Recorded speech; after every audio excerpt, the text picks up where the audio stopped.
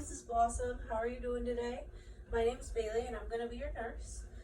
I'm going to wash my hands when I enter the room. I'm going to go ahead and complete the QSIN.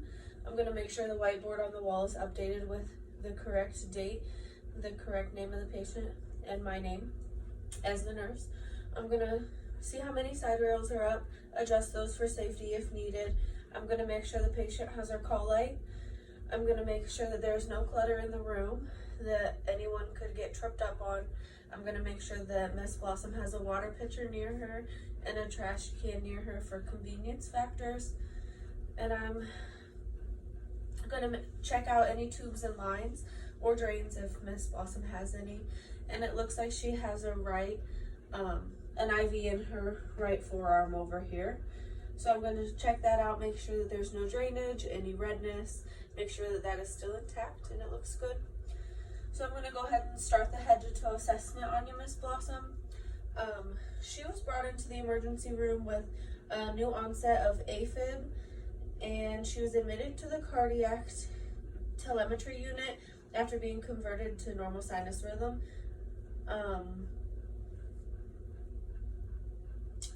And the daughter says that she is concerned and her mom is acting kind of funny. So I'm just going to go ahead and get a head-to-toe assessment here, see what I can find out from that.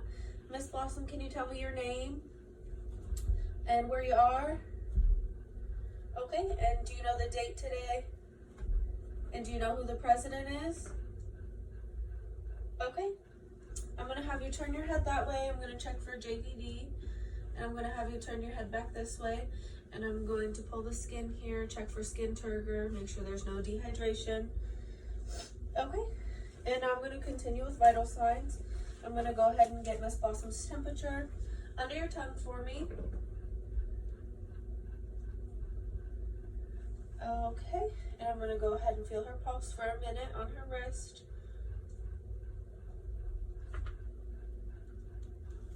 Okay, and I'm going to go ahead and get the blood pressure here.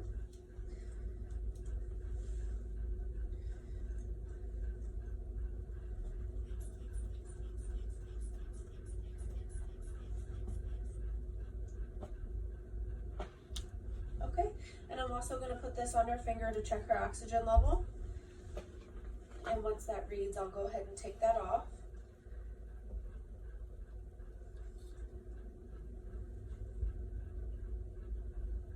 Okay, now I'm going to go ahead and check her pupils. Can you open your eye for me? Okay, and over here. Okay.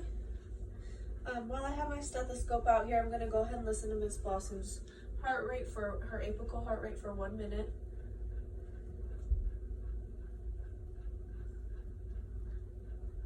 Okay, Miss Blossom, I'm going to listen to your lungs here. Every time I lay this stethoscope on you, go ahead and take a deep breath, okay?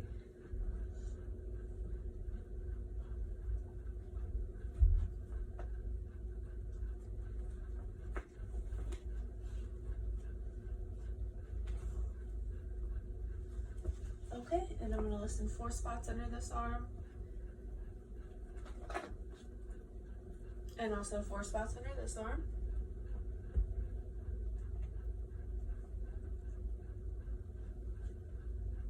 Okay, and I'm going to listen to 10 spots on your back here.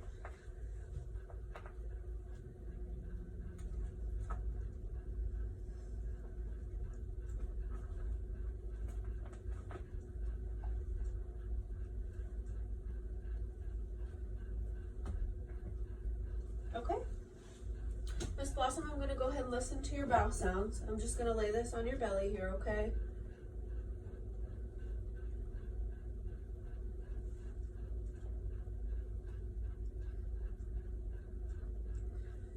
Okay, bowel sounds in all 4 quadrants. I'm going to go ahead and feel around. Tell me if you feel any pain or tenderness, okay? I'm just feeling for masses. Okay, when was your last bowel movement? And do you have any burning or frequency when you urinate? Okay, and do you have a cough? Is it productive? And I'm going to make sure that the chest is symmetrical. Okay, Miss Blossom, can you squeeze my fingers for me? Okay, and go ahead and push and pull. And can you tell me what finger I'm holding over here and what finger I'm holding over here? And can you wiggle your fingers for me? Okay. And can you move your arms? Okay. I see that you're unable to lift your left arm for more than 3 seconds there. Do you have any numbness or tingling, puffiness in your arms? Check for edema. Okay. I'm going to go ahead and do cap refill. Make sure that they're less than 3 seconds on each nail bed.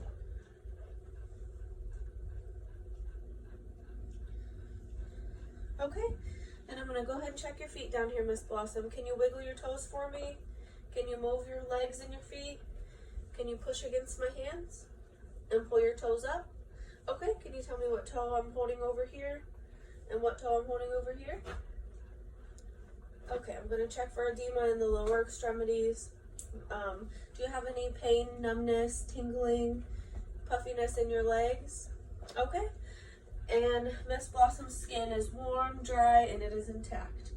So Miss Blossom, I'm going to document that you've got some left-sided facial droop, slurred speech, and you're unable to hold your left arm up for 3 seconds.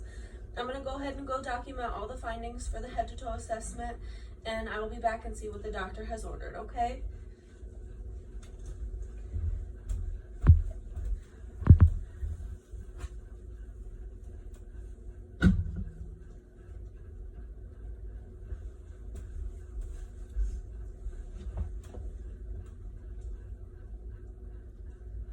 Okay, Miss Blossom, I'm back.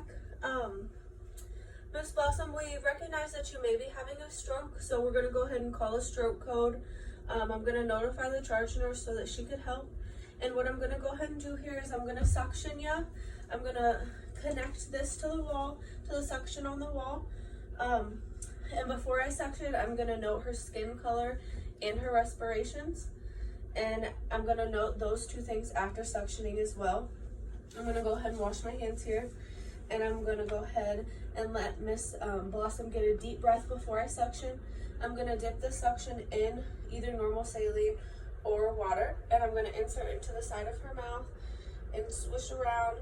I'm going to take the suction out, rinse it again, and I'm going to repeat that as many times as necessary or that she can tolerate.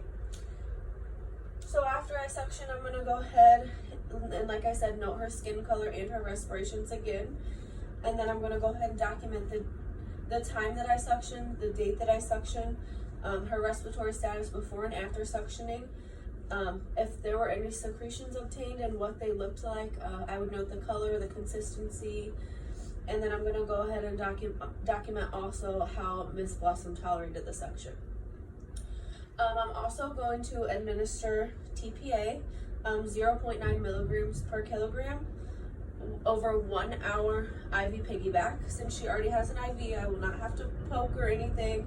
I'm just going to go ahead and connect tubing to that. And with calculating the weight in the milligrams, it's going to be 66.27 milligrams administered over the 1 hour. With calculating her 162 pounds. Yeah, 162 pounds. So I'm going to go ahead and perform hand hygiene again, just in case my hands got dirty.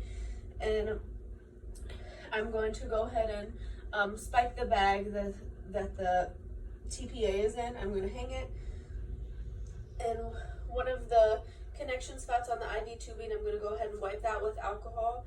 And then I'm going to go ahead and prime the tubing and connect that there.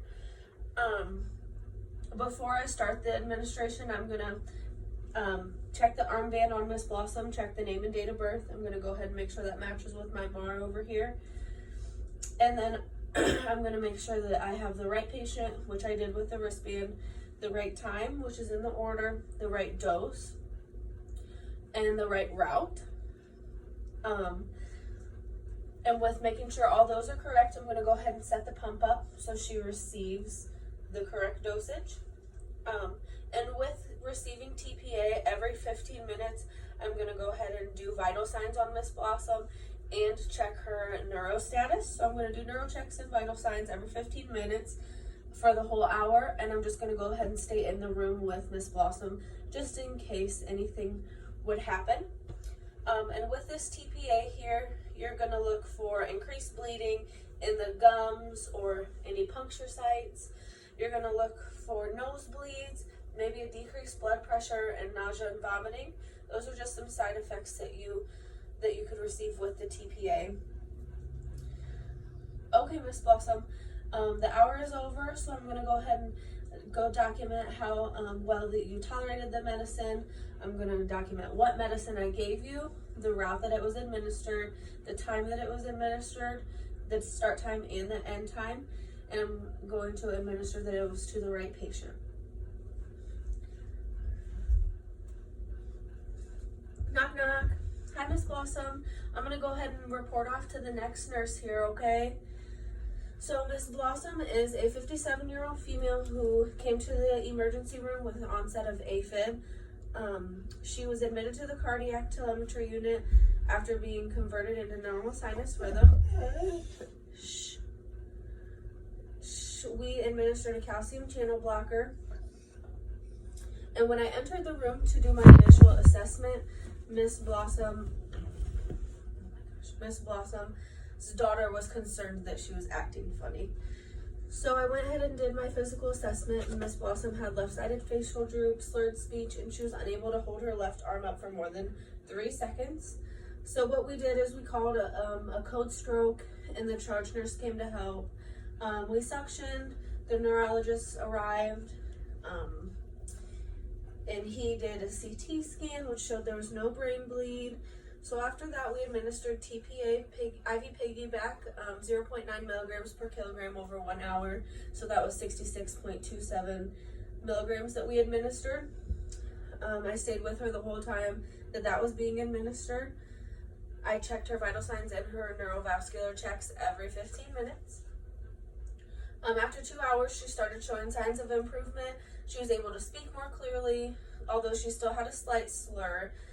She was still slightly weak on the left side, but she was able to hold her arm up for 10 seconds. Her daughter asked why that happened, so we just educated her on how a stroke happens. So we also educated Miss Blossom on her medications that she will be going home with and why those are so important to keep taking. She was prescribed an anticoagulant.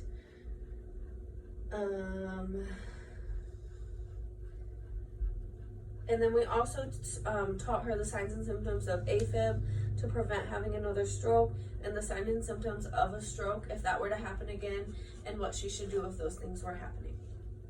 Okay, thank you, Miss Blossom.